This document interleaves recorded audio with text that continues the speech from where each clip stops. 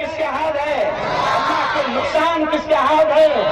یہ پورا نظام کائنات اور یہ پورا سسٹم کس کے ہاتھ ہے؟ چوروں کے ہاتھ میں کچھ نہیں ہے. تو لو آؤ، یہ جو بیٹھے ہیں نا، یہ جو علماء بیٹھے ہیں نا بھیڑ والے، میری ساری تھکان ان ہمارے اکابرین کو دیکھ کر اتر گئی، ہمارے ان علماء کو دیکھ کر اتر گئی. آپ شاید نہ جانتے ہو لیکن ایک بچے نے اپنی تقریر میں علماء کی اہمیت اور مدارس کی اہمیت پر یہ بات کہی، اور میں نے بھی اپنے خطبے میں اسی حدیث کو بیان کیا ہے جس کا ترجمہ میں اس انداز میں بیان کروں گا کہ بھیڑ والوں، یہ وہ جماعت ہے، یہ مسجدوں کے امام، یہ مکاتب کے اساتذہ، یہ مسجدوں کے امام، یہ مدرسوں کے ذمہ داران، یہ وہ لوگ ہیں جو قرآن سیکھتے ہیں اور سکھاتے ہیں.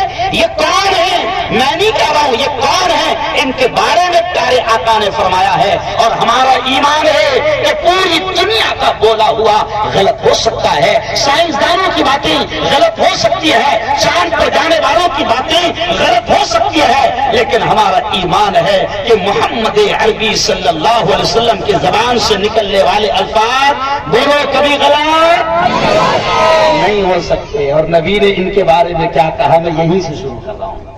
نبی نے کہا خیرکم من تعلم القرآن. پیارے آقا نے فرمایا، پیارے نبی نے فرمایا، کیا فرمایا؟ وہ بھیڑ والے سنو سنو، ہمارے آقا نے ان کے بارے میں فرمایا خیرکم، اے لوگوں، دھرتی پر سب سے اونچے مقام والے، تم میں سب سے بہتر، تم میں سب سے اعلیٰ، تم میں سب سے افضل، تم میں سب سے اونچی کرسی والے، اونچی ڈگری والے، اونچے عہدے والے کون ہیں؟ نبی نے فرمایا من تعلم القرآن، دھرتی پر سب سے اونچے مقام والے وہ ہیں من تعلم القرآن، جو قرآن سیکھتے ہیں وعلمہ، اور اس کو سکھاتے ہیں.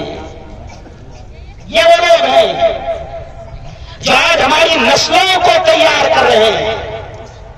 یہ علماء ابھی آگے کیا کر رہے ہیں میں بولوں گا، لیکن یہ وہ لوگ ہیں جو آج ہمارے بچوں کے ایمان اور اسلام کی حفاظت کا سامان جامعہ حسان بن ثابت یا ان مکاتب اور ان مدارس کے ذریعے سے کر رہے ہیں. اسی لیے اللہ کے نبی نے ان کے بارے میں فرمایا کہ زمین پر سب سے اونچا مقام ان کا ہے جو قرآن سیکھتے ہیں اور سکھاتے ہیں.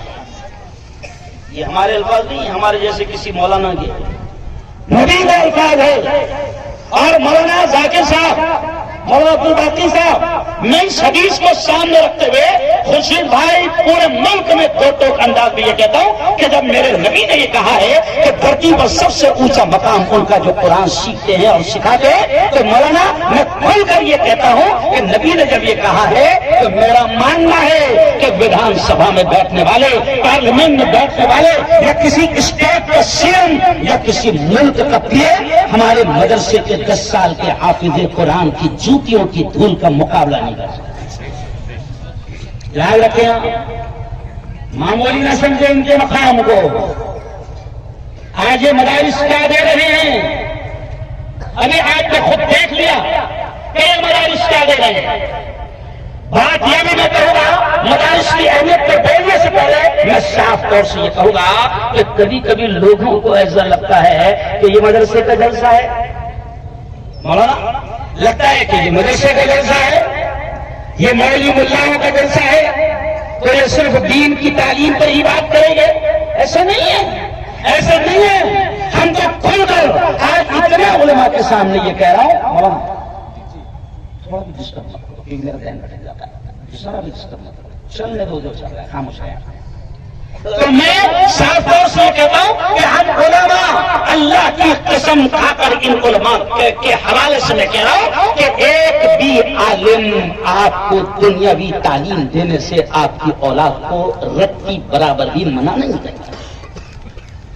ہمارے ہمارے لیڈر، ہمارے لیڈر، ہمارے نیتا، ہمارے عالم دین حضرت مولانا ارشد بدوی نے ایک پیغام دیا، کھل کر دلی میں یہ پیغام دیا.